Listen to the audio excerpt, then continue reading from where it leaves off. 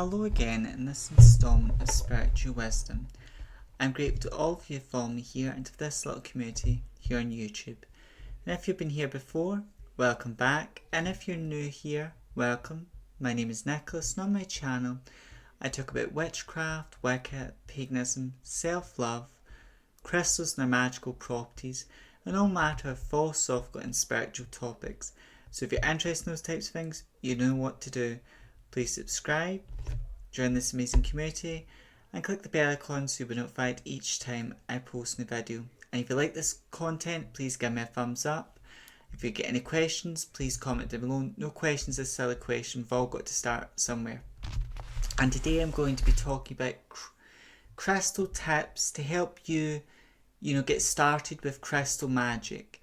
And to really start working with the energy of crystals and using, to sort of use them in spells, rituals. There's lots of ways we can use crystals. Now, I've wrote these tips down in my notebook, so I'm just going to be sharing them with you. And they're to help you if you are interested in crystal magic or you want to get started working with crystals. Now, number one, understand you don't need every crystal. This is important. You understand you don't need every crystal in the world to practice crystal magic. A lot of people, they're very stressed or they feel unsafe, so people might go, I want a crystal for protection, and there's some great crystals out there for protection, like the two I've got on, like black onyx is a great crystal for protection, but every crystal is sort of protective but in different ways. For example, black onyx is protective in the sense the negative energy that's been sent your way. Black onyx sort of reflects that energy back to those who've sent it. It's protective that way as well. And then clear quartz sort of removes that energy, absorbs it, transmutes it into something more positive, and blows it back from where it came. But one crystal can really do it all. And as I've said, if the only crystal you had access to or that would be clear quartz is a great crystal because you can use it for anything. It never needs cleanse. You would just charge it with a different intention. But all crystals are good for protection. Maybe it's money you're really struggling with or luck. So maybe you're wanting a crystal to help you with money.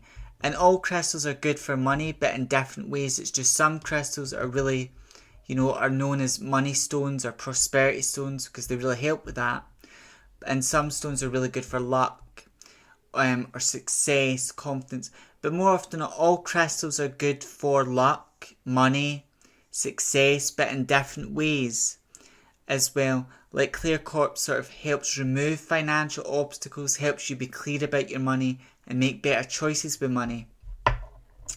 Tiger's Eye helps you be confident with your money and attracts money in. So you don't need every crystal in the world to practice crystal magic.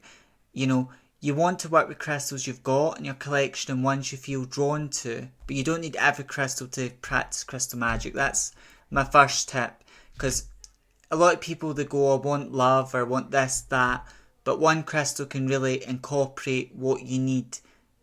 Just different crystals, all crystals are really protective. They're good for healing, love, money, whatever it may be you need.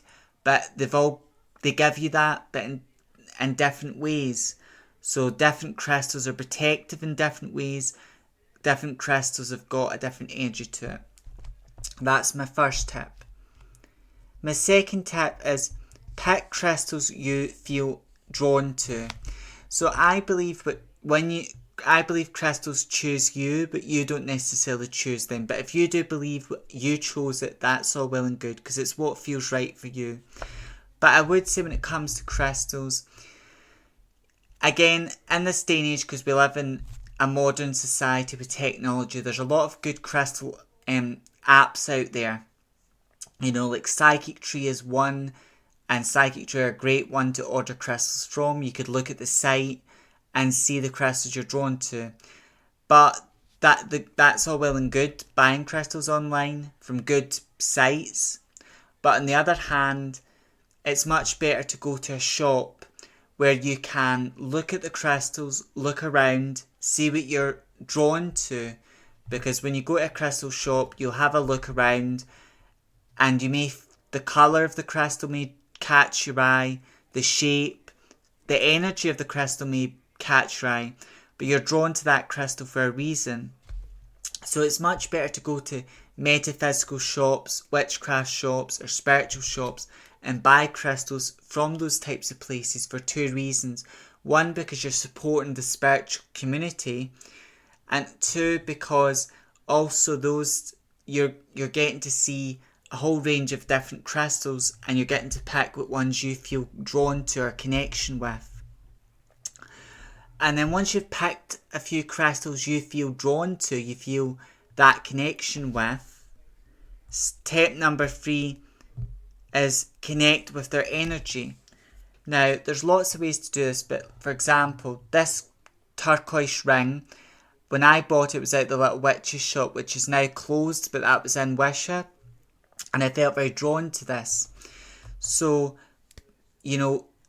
I would place, what I have done with this is sat it on my altar and meditated with it for 21 days. And there's lots of ways you can do that. You could hold it in your hands, just concentrate on your breath and see what type of energies you're getting as you hold it in your hands. But the way I like to do it is, when I meditate, I'll place this on my altar, place my left hand over it, because you can use your right, but in a lot of witchcraft and magical traditions, the left hand is for receiving, the right hand is for projecting energy. So I'll place my left hand over it without touching it, and then on my other hand I'll be holding beads when meditating, and I connect with its energy, and then I write down what type of energy or that did I get when working with it. So I think it's so good. It's great to read books about crystals, listen to other people that are telling you what a crystal's good for, but at the end of the day, the best thing to do with crystals is to meditate with them, do some energy sensing with them, connect with their energy. And again, you can simply just rub your hands together, shake them as if they were wet, place your hand over the crystal for 15 minutes, see if you're picking up anything, if you feel anything. There's lots of different ways to connect with a crystal's energy. But you want to connect with it and write down, what correspondences did you get? Do you feel it corresponds to feminine energy stronger, masculine? What planets do you feel it connects with?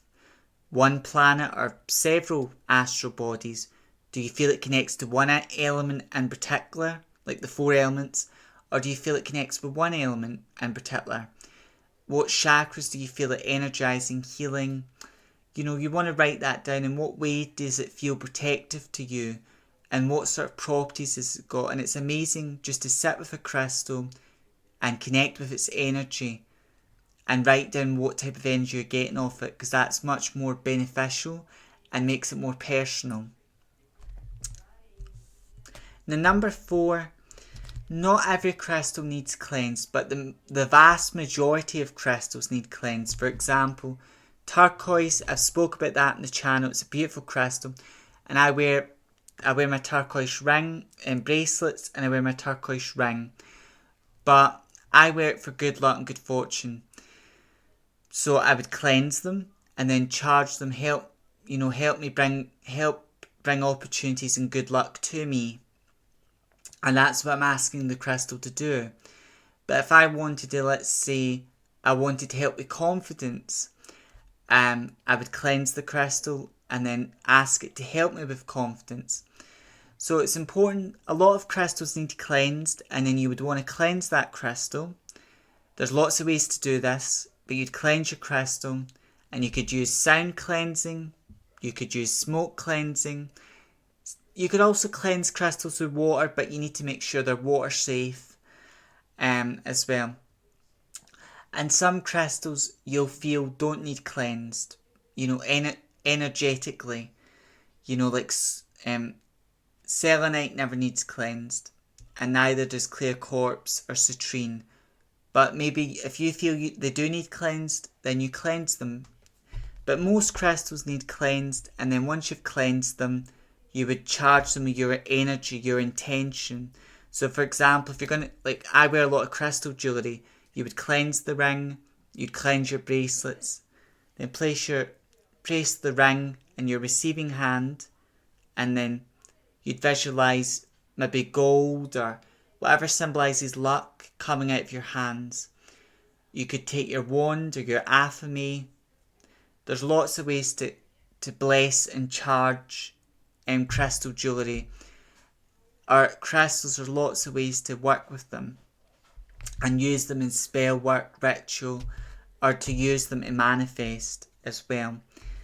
But that would be tip number 4. Most crystals need cleansed and then charged with your energy and intention, because as I've said before, I'll talk about this, wearing crystal jewellery. If I've charged these the night before, they're going to have an effect. They're going to help me manifest something. But when you cleanse a crystal and then you charge it with an energy, if you've been wearing it for some time, that crystal will pick up a lot of energy, your energy and other energies. So they do need cleansed regularly and then charged with an intention. Because if you just wear the crystal and you haven't told it what you want it to help you with, it just becomes something that looks nice in your body and has a little bit of an energy, a little bit of an effect, but you're not going to get the results you want. So it's so important to cleanse and charge your crystals as well before using them in spell work and ritual as well. So I hope these 4 tips help you on your crystal journey, and I hope they do help you as well. Because crystals, there are many different types of magic, but when it comes to as witches, as magical practitioners, we don't need tools to practice magic, because the magic's up here in your mind, it's in your heart, your soul. But tools give us something to work with and something to focus on, because they've got their own energy, so we can work with their energy alongside our own energy to help manifest our goals and dreams. And crystals are a powerhouse because they've got so much energy inside of them. They absorb so much energy, so they do need cleansed and charged regularly. And they can help you manifest your goals, your dreams, and help you in different areas of your life as well. Because if you're very stressed, and you could hold a piece of tiger's eye or a particular crystal, it helps calm you, relax you as well. And tiger's eye is great for stress, anxiety, overcoming fears as well. And wearing crystal jewellery can also help you feel a little bit more calm and relaxed if that's what you're looking for. As always, stay safe, stay well, walk your spiritual path with pride, and for those of you who are witches like me, stay witchy. And I hope these tips help you. May meet, may part, and may meet again. Blessed be.